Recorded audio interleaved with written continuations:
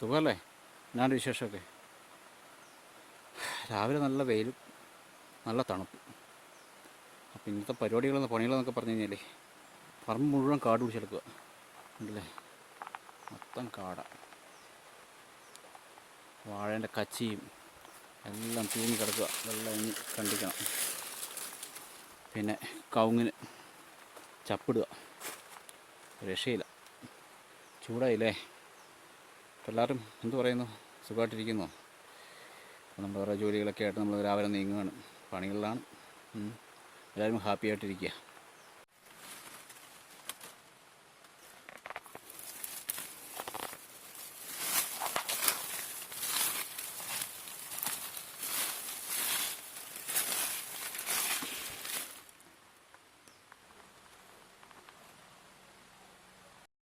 അപ്പോൾ പുതയൊക്കെ ഇട്ട്, എല്ലാത്തിനും പുത കിട്ടില്ലെങ്കിലേ ചൂടാവൂലേ, നനയ്ക്കാനൊക്കെ ആയി.